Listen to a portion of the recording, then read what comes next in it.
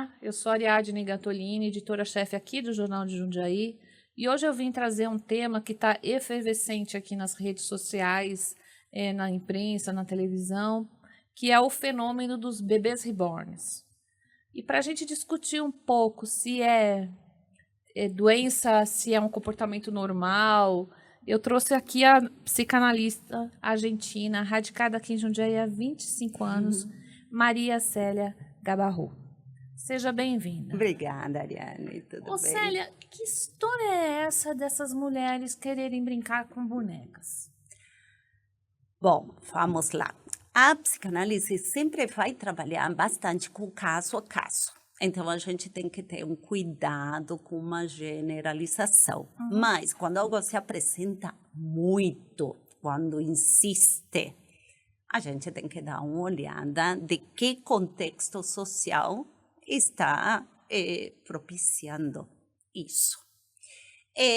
A gente antes via, não sei se você via, aquelas pessoas adoecidas ou aquelas pessoas do hospício que brincavam com bonecas. Alzheimer também, né? Alzheimer também. Mas agora tem algo que tem retornado de um jeito aceito por um lado, mas que eu acho que não nos isenta da pergunta de o que tem aí.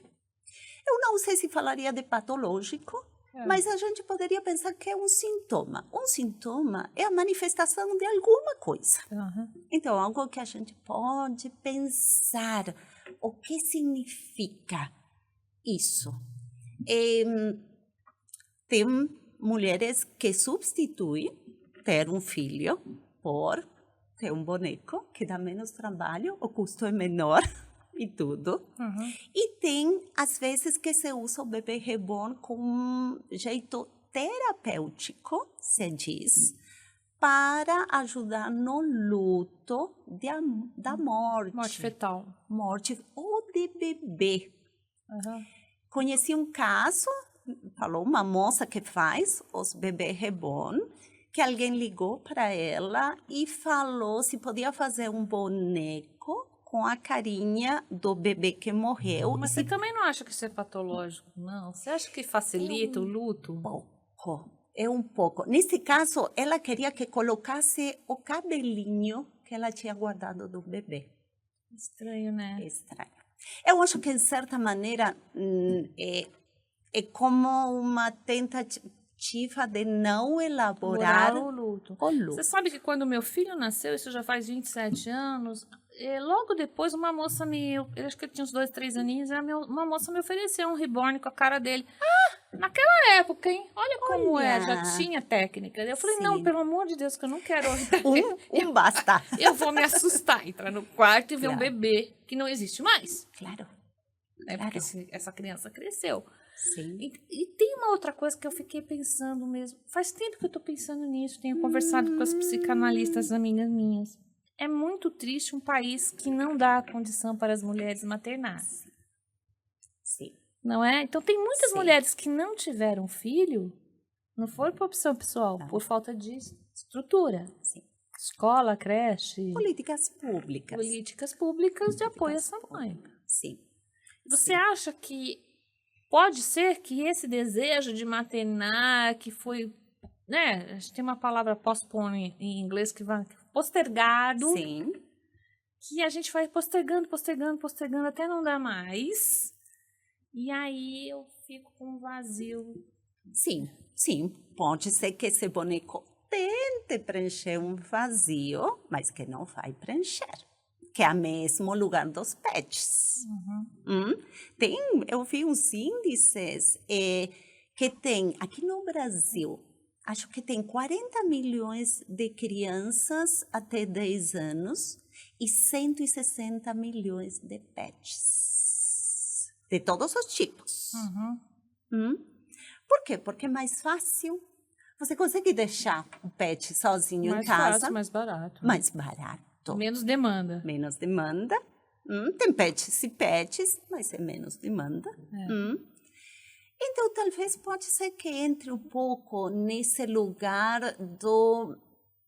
por um lado, da falta de políticas públicas E eu acho que os ideais da época vão mudando Uhum. também. Antes, toda mulher se realizava, ou a maioria se realizava sendo mãe. Tem Isso. algumas que hoje muda. O ideal da época também muda. Uhum. Mas às vezes isso pode se tornar um mandato. Tem que investir na carreira, tem que investir em outras coisas. Sim. E vai não, deixando a maternidade, não deixando. pensa mesmo e nisso. vai deixando. Isso não significa que não possa surgir um desejo sem lugar. Uhum. E que isso pode trazer sintomas ou trazer manifestações. Agora, Célia, quando é que você acha que isso vira patológico? Por exemplo, eu não sabia se era meme, se era verdade, eu juro para Aham. vocês que eu fiquei em dúvida, de uma moça que queria fila preferencial porque ela estava com bebê reborn. Tem outra que queria fascinar, brincar de vacina. Então, assim, aí eu acho, falei, pelo amor de Deus, aí já deve ser patológica, já é doença, né? Sim, sim. Eu acho que o limiar, e em todos os aspectos, é quando você acha que isso é uma realidade, ou quando você tem noção de que não é verdade.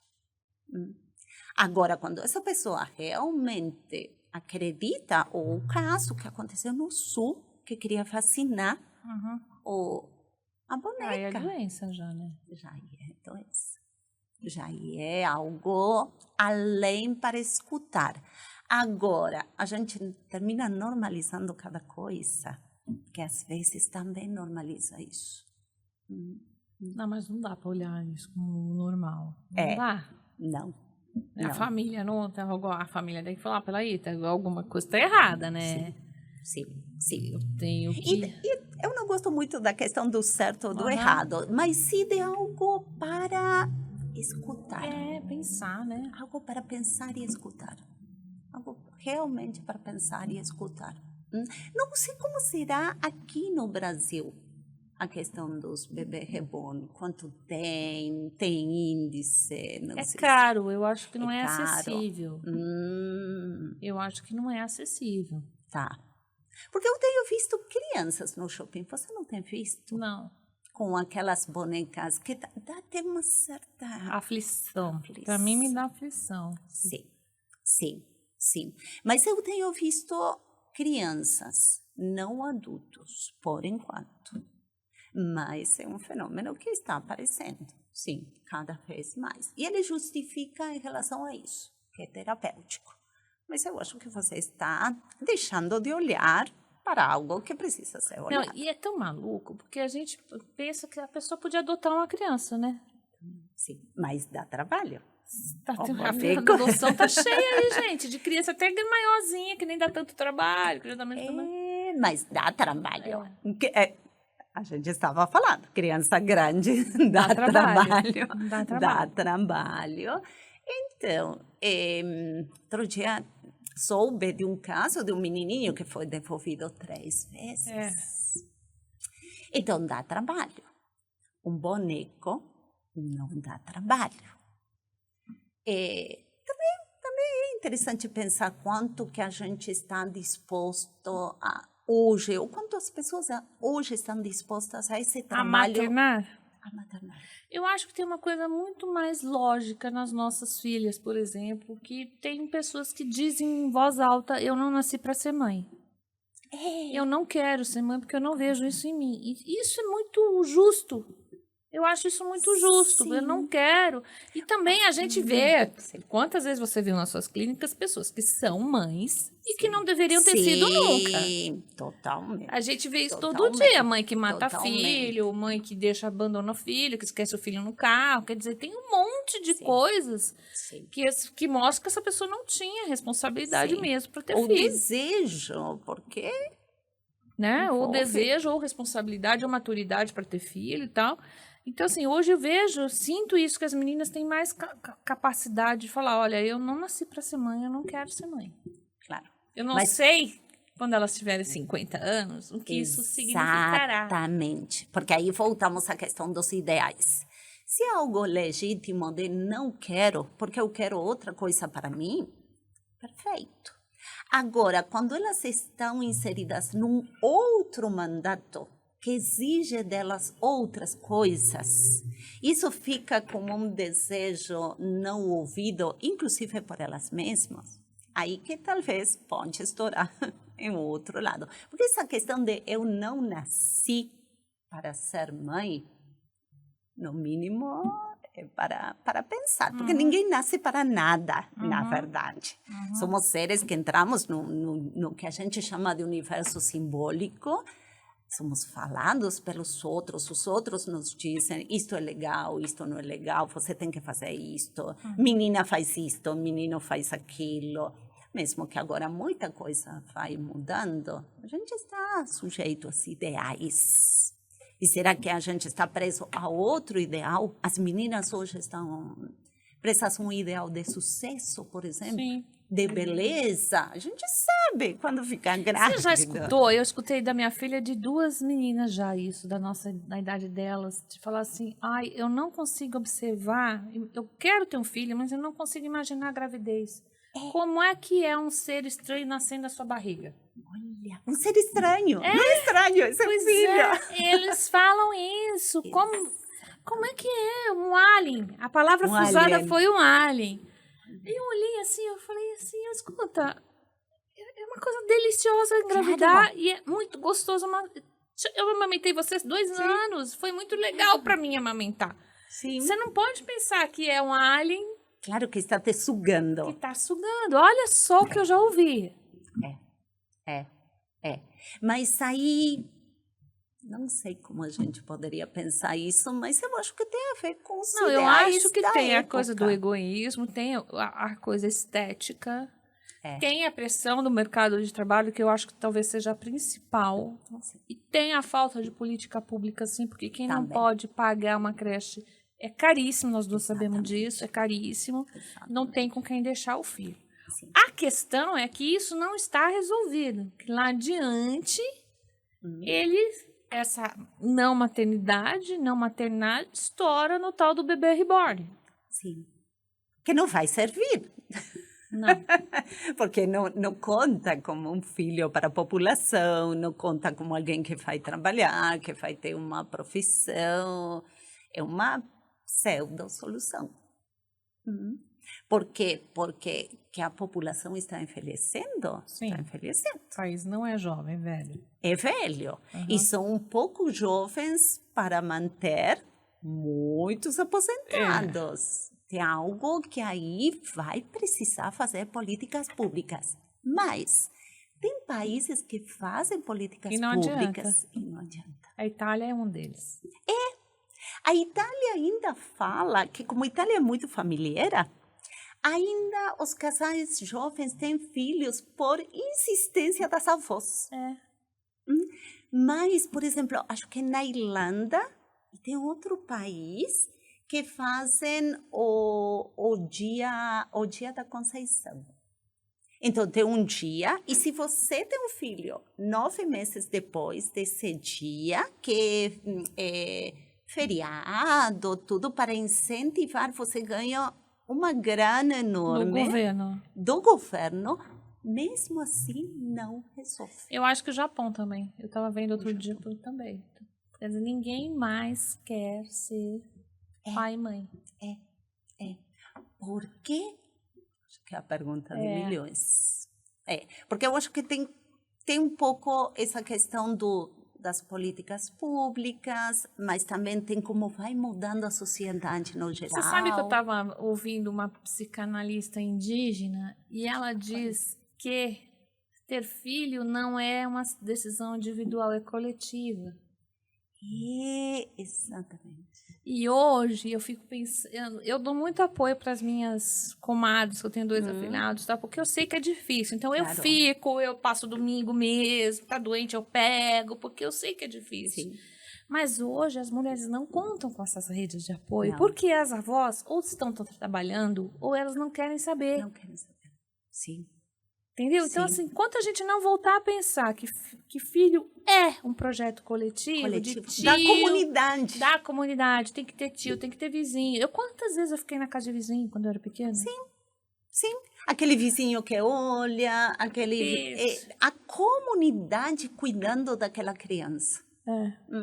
E hoje, com essa questão do isolamento, cada quem no seu, preocupado pelo seu não sucesso. dá, gente. Porque não é um projeto individual. Porque se você pensar que ter filho é um projeto individual, você vai dançar. Sim. Sem apoios, né? E não Sim. dá para terceirizar para a escola, porque a escola fecha no final. Sim. E tem férias. E tem férias, sim. Sim, não dá para terceirizar nas escolas, não. Você sabe que quando eu voltei do Peru, uma coisa que mais me chamou a atenção lá em Cusco foram que as crianças pequenininhas ficavam sozinhas na rua brincando enquanto as mamacitas estavam trabalhando. Claro. E uma mãe olhava todas as crianças. É o coletivo. É o coletivo. E depois uma mãe levantava e levava aquele bando de 30 criancinhas para a escola. Sim. Muito mais fácil. Sim. Mas tem que ter uma mãe disposta a isso. Como que a gente pensa hoje? Como que a gente pensa hoje? Rede de apoio. Tem que criar rede de apoio. Mas se essa mãe também está trabalhando, porque essa questão que a gente falava do custo. Bom, o filho não só é caro, senão que a pessoa que fica para cuidar do filho para de ganhar. Sim. Não, isso aí eu acho que a gente tem discutido que a política pública também tem que pagar o cuidador. Sim. Né? Quem está em casa e cuidando. No mínimo, licenças de 2 anos, como são em alguns países de 2 da Europa. anos. E o cuidador, porque hoje as mulheres não estão cuidando só de filhos. Não. Tem uma geração que está cuidando de pais adoecidos e filhos. Sim. Então, quem é que remunera essa mulher? Sim. Ninguém. Agora, vamos voltar do ponto de vista psicanalítico. Quando você acha que uma pessoa que tem um bebê reborn precisa procurar auxílio terapêutico? Quando é que isso passa realmente a ser um problema? Eu acho que até já com a vontade, já quando tem vontade... Eu quero comprar aquela boneca. No mínimo é algo para colocar isso em questão e procurar alguém para pensar juntos o que está se manifestando nessa vontade. Por um lado. Segundo, a questão fundamental, qual é esse limiar entre saber o que é brincadeira e o que é realidade. Que hoje, até você sabe que tem gente fazendo terapia com inteligência artificial? Sei. Eu imagino que a inteligência artificial responde o que o cara quer, né? Exatamente. Eu acho que é isso. Exatamente, porque termina conhecendo. A inteligência artificial termina te conhecendo. Agora, veja, a gente está falando sobre maternidade. E eu fiquei pensando agora se essas pessoas brincaram.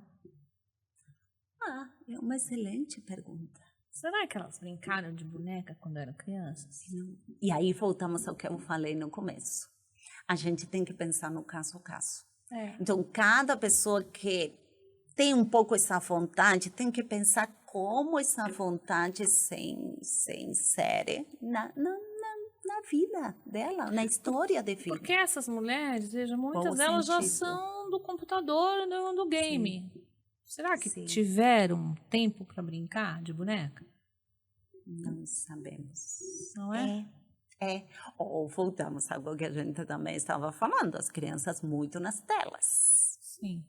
Quanto essas crianças brincam, quanto dão lugar à criatividade, à fantasia.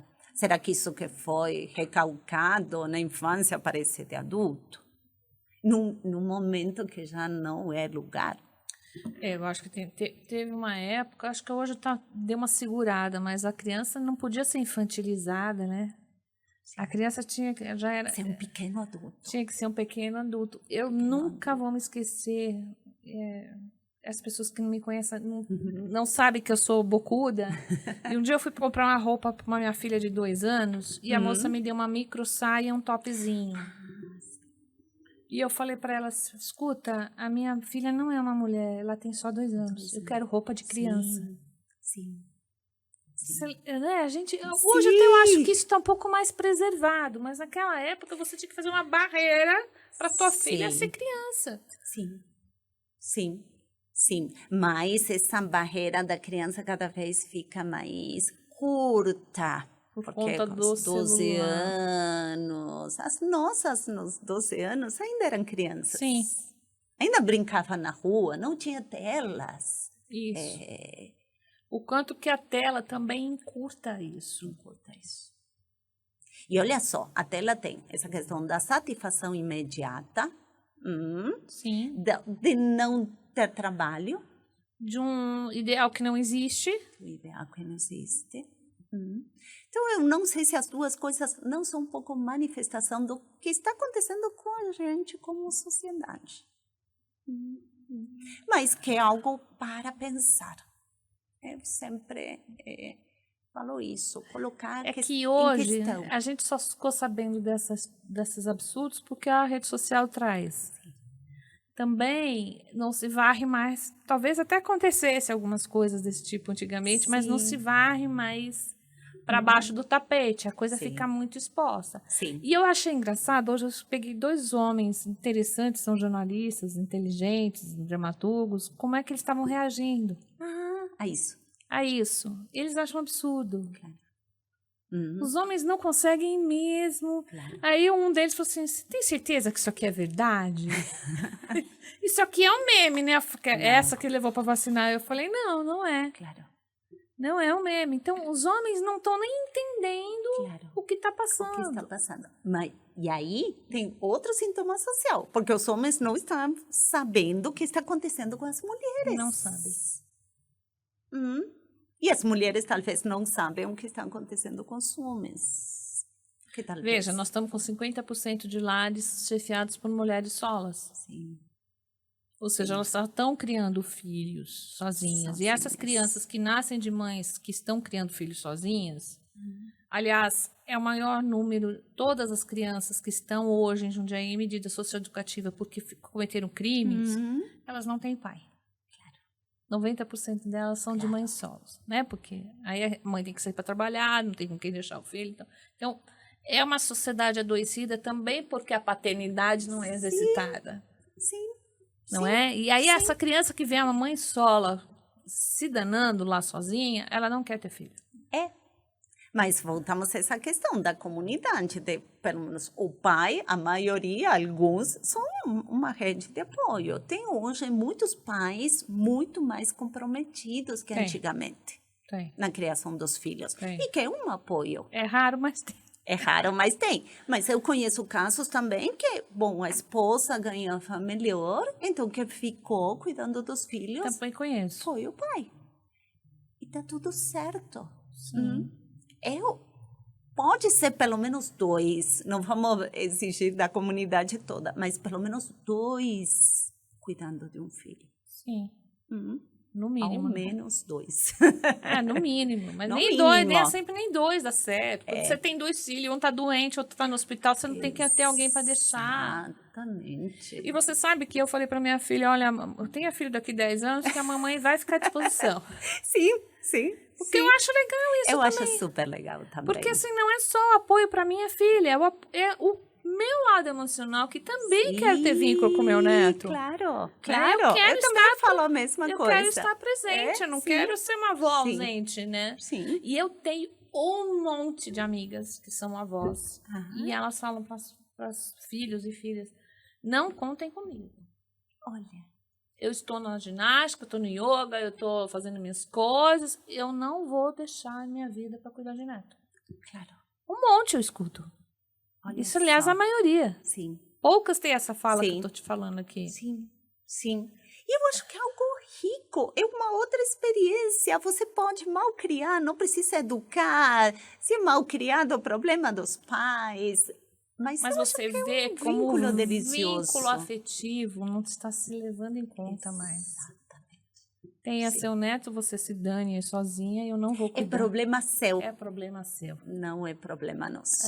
Não é uma questão nossa. Não é. Como não é uma questão da sociedade, não é uma questão da avó, não é mais uma questão de tios. E também não é mais uma questão da família, é uma coisa individual. Sim. E talvez a boneca resolve um pouco essas questões. Porque a boneca, posso cuidar sozinha de uma boneca. Olha, eu não faço festa de aniversário para pets, não, Também não. não ponho no carrinho para levar no shopping ainda, mas eu acabei de voltar de férias e eu senti falta só dos meus pets lá nas minhas Olha. férias. Eu achei muito patológico isso. Eu não sei, tudo bem que filho liga, manda vídeo, Sim. você vai vendo e tal, né? Mas eu senti muita saudade dos meus bichos. Até que ponto também os bichos cobrem esse buraco aí emocional? Sim. Cobrem um buraco. Meus pets são tartarugas. Então, agora no inverno só dormem, são chatos. Eu fico com saudades dos meus filhos, sim. Eu fico com Você saudades fica, né? dos Mas meus seus filhos são mais longe que os meus. Os meus estão longe, sim. Mas também tem gente que faz pet, mês aniversário para pet. Sim.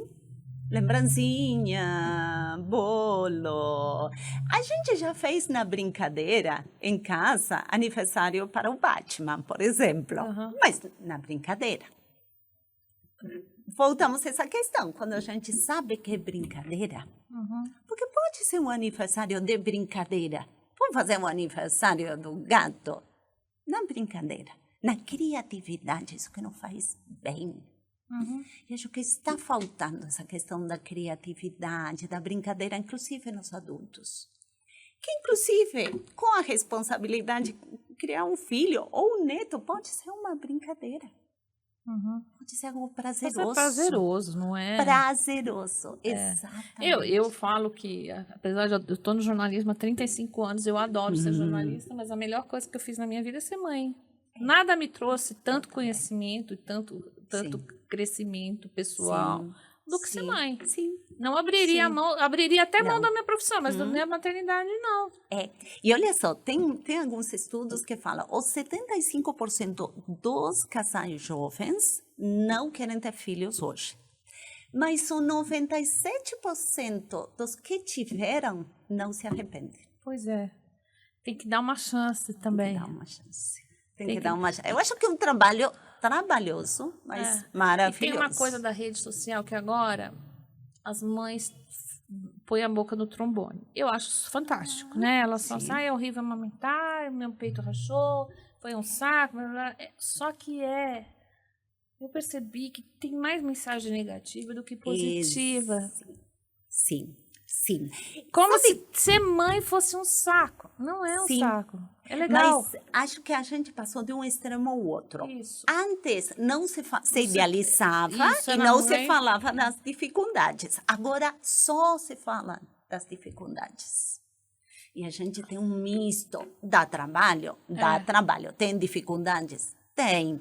Mas tem um mundo também maravilhoso. É um barato, gente. Cuidar do outro. Essa questão de cuidar. Bom, eu como psicanalista, eu não tenho meus filhos perto, mas cuido do outro o tempo todo. Não, mas tem uma coisa com a criança, que a criança é troca. E eles falam umas coisas pra mim, que eu falo assim, gente, eu não pensei nisso. Como é que você solucionou esse problema desse jeito? Que engraçado, sabe? Eles falam umas coisas, você fala assim, nossa, mas da onde veio isso, sabe? Então você... E veio da Porque a cabeça tá fresquinha. E aí a gente aprende um monte de coisa com eles. A vida é troca. Sim. Agora não dá para trocar a experiência com o bebê reborn. Não. Apesar de que alguns vêm com uma IA que trocam, fazem algumas coisas, mas nunca vai ser experiência E tem a coisa do bebê ideal. Eu lembro que quando eu tive meu primeiro filho, eu fui para terapia porque eu tinha um bebê ideal na cabeça, né? Nem era essa história de chorar, de fralda, não. É que meu filho era hiperativo, né? Ele é hiperativo, disléxico, então tem uma sintoma, tem sintoma ali, tem diagnóstico, depois teve diagnóstico e tal. E me cansava muito aquilo, então eu tinha ideia, eu lembro que eu falava assim, eu queria um bebê que lesse livrinho comigo. Ícaro não. Não lia. Eu comprei aqueles teatros maravilhosos de fantoche, ele passava e falava assim pra mim, bola, eu quero jogar bola. Jogo andar de skate. Então aquilo foi muito chocante para mim, porque eu não conseguia desenvolver o meu filho ideal. E aí eu fui para terapia, falei assim, não, olha, esse é ele.